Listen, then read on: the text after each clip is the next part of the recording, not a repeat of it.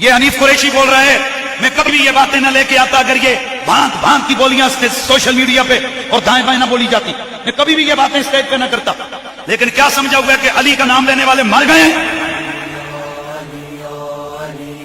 غلط باتیں لوگوں میں ڈال رہے ہو.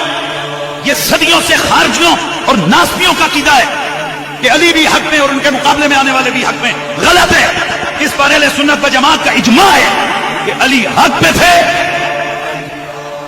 اور میرے مولا علی کے مقابلے میں آنے والے خطا پر تھے. وہ بے خطا نہیں تھے، وہ خطا پہ تھے.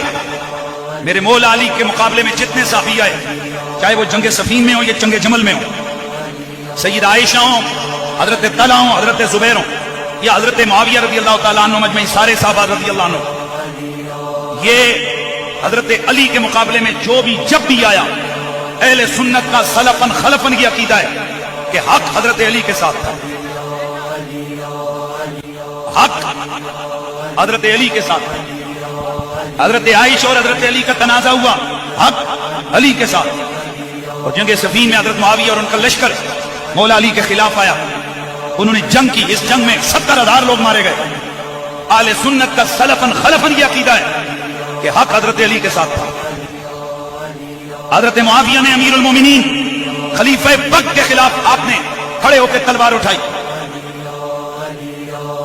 جناب معاویہ نے غلط کیا، ان کی یہ غلطی ہے. اہل سنت و جماعت کے عقیدے کے مطابق بعض نے اس کو خطائے معصیت قرار دیا اور بعض نے اس کو خطائے منکر اجتہادی قرار دیا. جو شخص یہ کہے کہ حضرت علی بھی حق پہ تھے اور ان کے مقابلے میں آنے والے حق پہ تھے، وہ خارجی اور ناسبی ہے.